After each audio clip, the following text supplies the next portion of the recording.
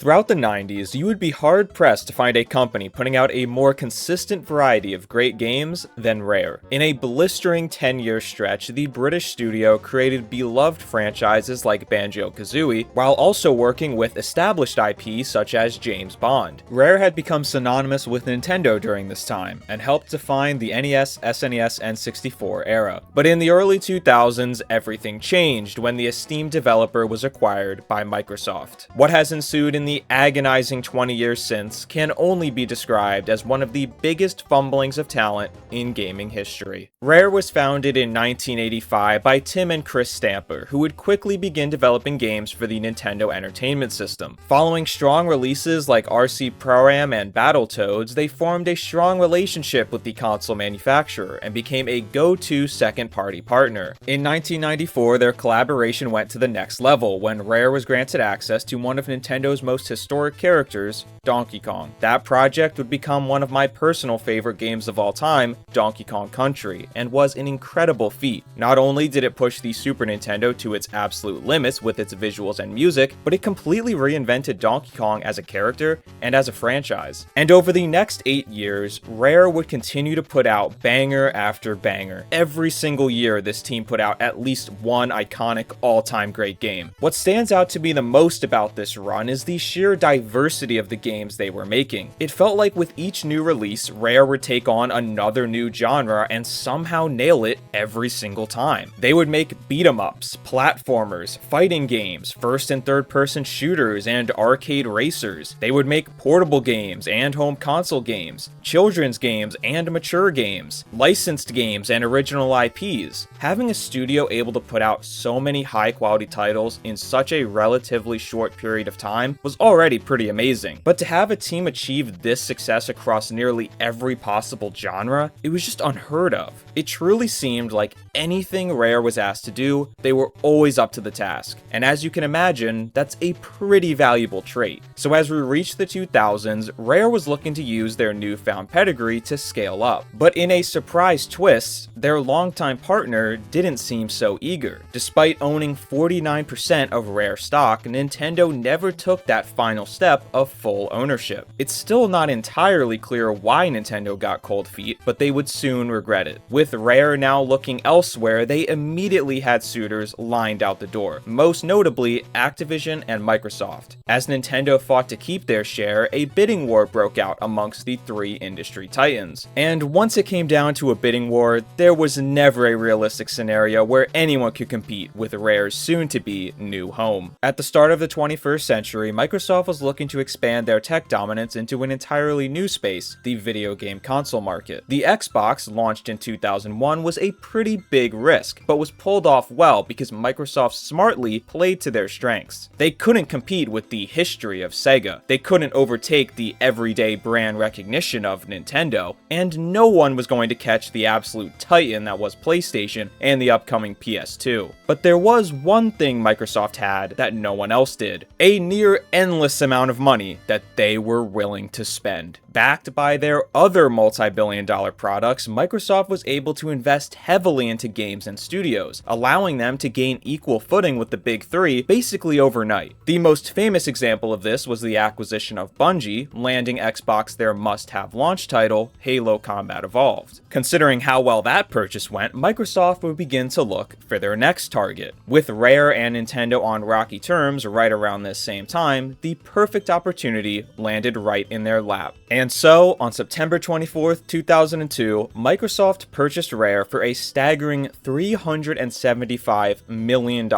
bolstering their first party and gaining control of multiple beloved IPs. It certainly didn't hurt that they were also taking games away from one of their direct competitors in the process. Microsoft had high hopes for a fruitful new partnership, and with Rare finally landing the increased budgets they had been wanting from Nintendo, it was time to get to work. Ironically, the first games from Rare following the Microsoft acquisition were actually not Xbox games. Since Microsoft had no portable console, they didn't view Nintendo's Game Boy Advance as a competitor, so they allowed Rare to continue releasing games there in a publishing deal with THQ. This is how we got releases like Banjo-Kazooie Grunty's Revenge and Banjo Pilot. We'll talk about this more in a bit, but it's pretty interesting to see Microsoft was willing to bend the rules of exclusivity over 20 years ago. But first, let's talk about Rare's Xbox debut with Grabbed by the Ghoulies in 2003. Originally developed as a GameCube game, a lot changed after the merger. It was of course moved over to Xbox, but its design also became much simpler than originally envisioned. Rare had less than a year to switch consoles and finish the game, leading to what employees called a very difficult process. Perhaps because of this, Grabbed by the Ghoulies received middling scores from critics and is one of Rare's most forgotten games. Their first project that actually began as an Xbox game was Conker Live and Reloaded, a remake/reimagining of Conker's Bad Fur Day. This version placed a much larger focus on the multiplayer mode as part of Microsoft's push for the new Xbox Live Online service. While the game was generally liked by critics, some did argue it was a worse version than the original, partly because it was strangely more censored than what had been released on Nintendo 64. The multiplayer mode was decently popular, but it was still considered a commercial failure, much like its cult classic predecessor. When Microsoft's second console, the Xbox 360, released in 2005, Rare was at the forefront, with two launch titles available on day one. The first was Perfect Dark Zero, a prequel to the N64 game, and the other was Cameo Elements of Power, a brand new IP. Even though both received solid reviews, sales were once again disappointing. Rare's Xbox era was off to a very shaky start. Their games were not being received nearly as well as they were previously, and sales were plummeting. I think there were two key reasons for this. For one, Rare had to rework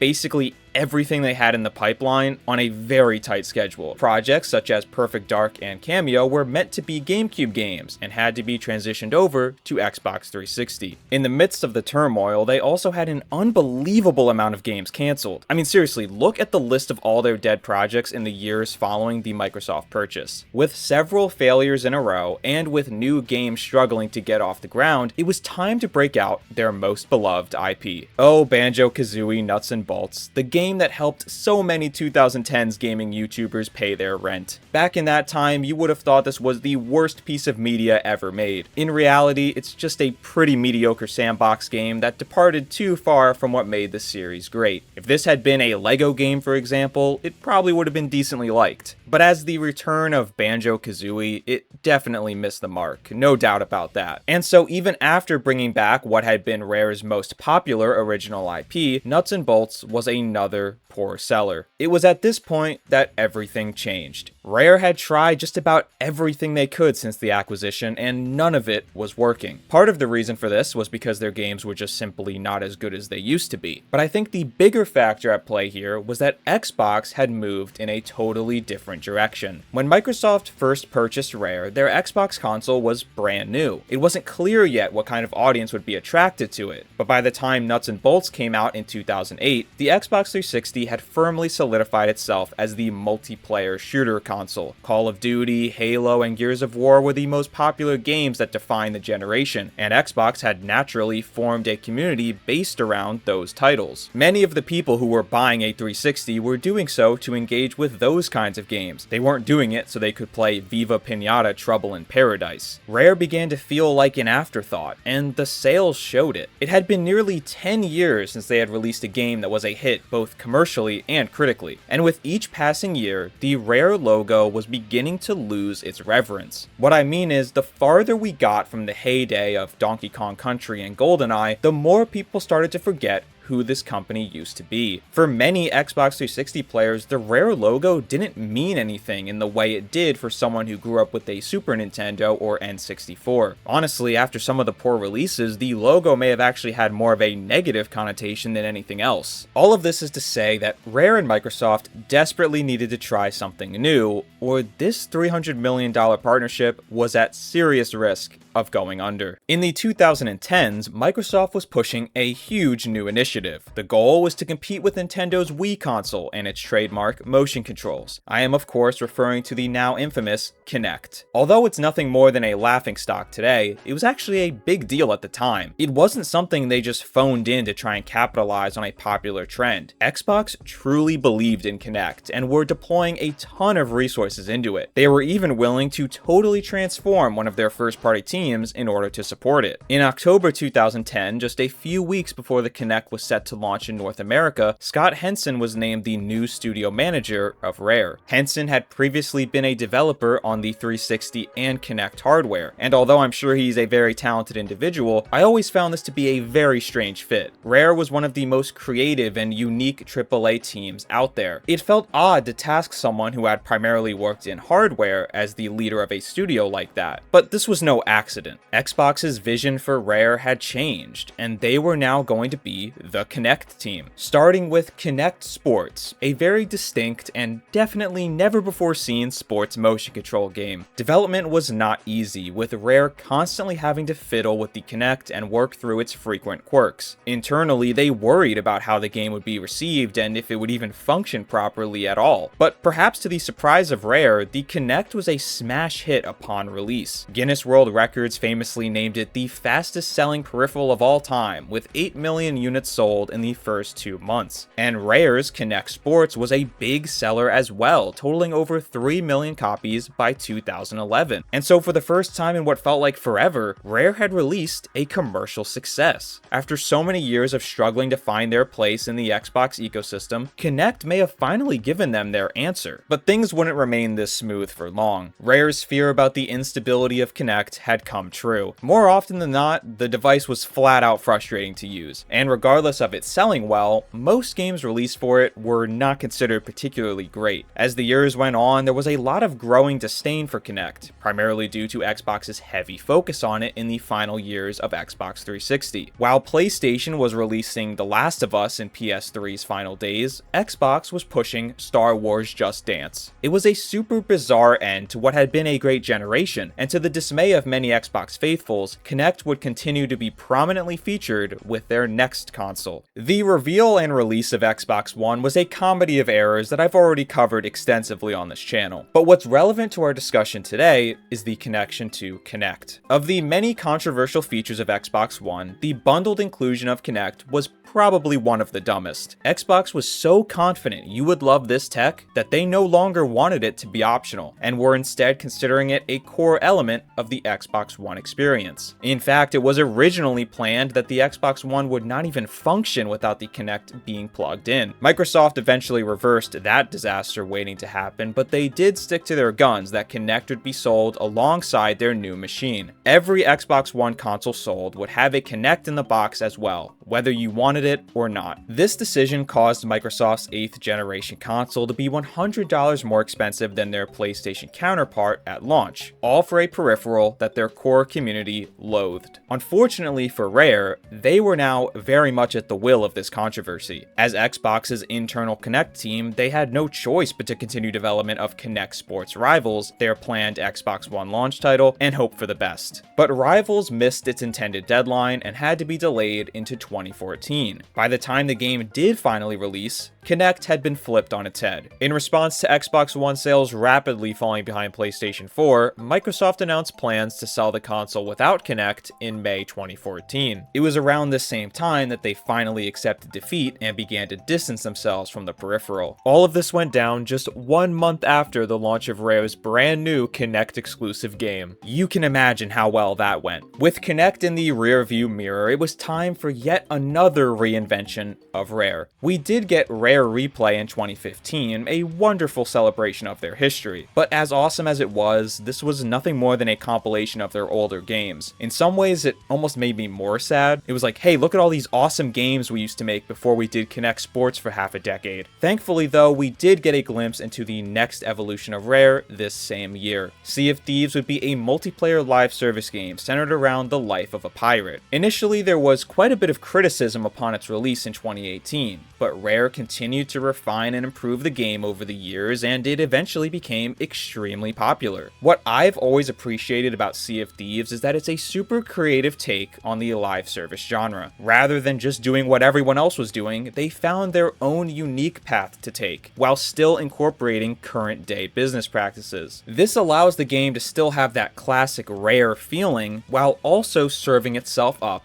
to modern audiences. It was genius, and really cool to see it have such a rise to the top after it got off to a slow start. Because let's be clear, Sea of Thieves was more than a well-performing game. It became Rare's biggest game ever, with over 40 million total players by April 2024. We can talk about their prime in the 90s all we want, but none of their original IPs came anywhere close to this level of notoriety. With a game this popular, it's no surprise that the next several years would be dedicated to it. In fact, Sea of Thieves is continuing to get updates to this very day, with no signs of stopping anytime soon. It was vital for Rare to get a win like this, and if things had not turned around for this game, I'm not sure the studio would even exist anymore, in all honesty. Now, if this video had been made 6 months ago, I suppose this could have been the happy ending where we say Rare finally found success with Xbox and everything was all good. However, the team was recently hit with a new giant setback. The Xbox console brand is in a bad spot, and as a result, there were recently major layoffs and cancellations across Microsoft's games division. Rare was one of the many teams affected, including their long in development game Everwild being shut down. Everwild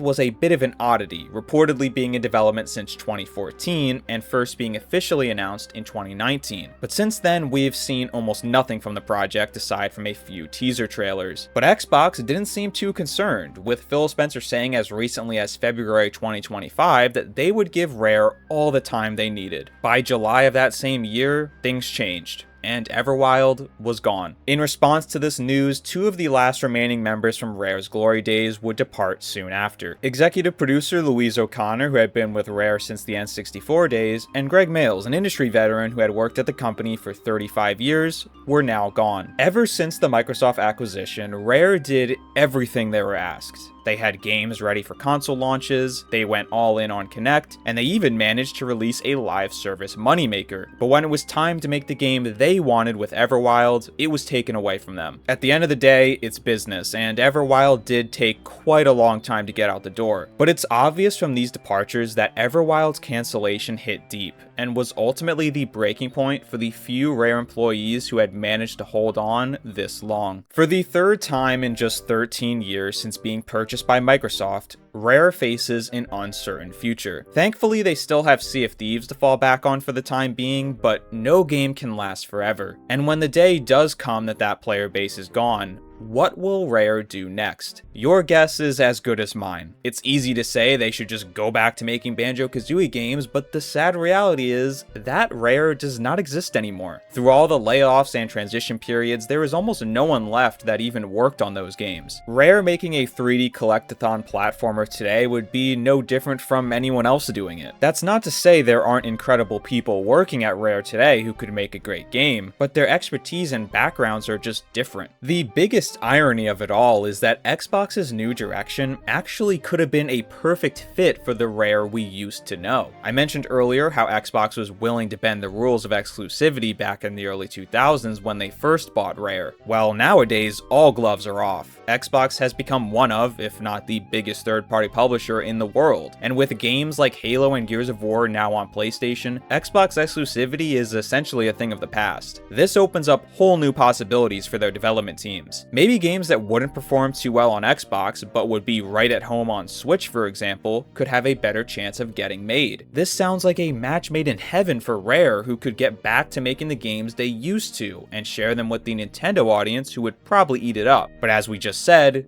that Rare is gone. They held out for so long, and right around the time their games could have started returning to the audience who truly loved them, the last remaining leaders of that era were no longer there. Looking back through the history of Rare was quite interesting and eye-opening for me. A lot of people online love to scream about how Microsoft ruined them, and in some ways I would agree, but I also think there is a legitimate conversation to be had about Rare's shortcomings as well. Their games did get worse almost immediately after being purchased by Microsoft, but that had less to do with Xbox and more to do with the transition itself. Rare basically had to change everything they were working on without Nintendo's IPs and consoles. That is seriously not an easy thing to do. By the time they could start to get it together, together, the Xbox brand had moved away from their style of games, something that neither side could have predicted at the time of purchase. It also might be fair to ask if Rare's games were ever really as big as we view them as. For those who grew up with their games, Rare is a mystical company, and yeah, their history is hard to deny. When you look back with such admiration and nostalgia, you begin to assume everyone had that same experience. But Rare's games were never super high sellers for the most part. If you take away the licensed games based on already popular IP, Rare only ever had a few original titles really take off. And ironically, 2 of them actually came under Microsoft with Kinect Sports and Sea of Thieves. I guess what I'm trying to say is, ending this video by saying Microsoft ruined everything feels a bit disingenuous, as it doesn't tell the full story of everything that happened with Rare before, during, and after. The beginnings of this downfall, at least on a commercial level, had already begun before Microsoft even got involved. Was it exacerbated by the fact that they were now releasing kids games and sequels to Nintendo games on Xbox platforms? Yes, absolutely. But the cracks had started to show years prior. Maybe that's why Nintendo had hesitated to lock them down in the first place. However you see it, one thing is clear. The Rare of 2025 looks a whole lot different than the Rare of 2002. And this is why I call the Rare purchase the saddest acquisition in gaming history. I don't know that any of the sides involved did anything inherently wrong, and with the success from Sea of Thieves, you could argue things worked out in the end. But it came at the cost of so many talented people who used to work there, and at the expense of the IPs and gameplay styles that once defined the developer. Even though Rare is now indistinguishable from what they used to be, I believe they can eventually benefit from Xbox's multi-platform move. I genuinely do think getting their games in front of different audiences could start to revitalize this company. We just have to hold out hope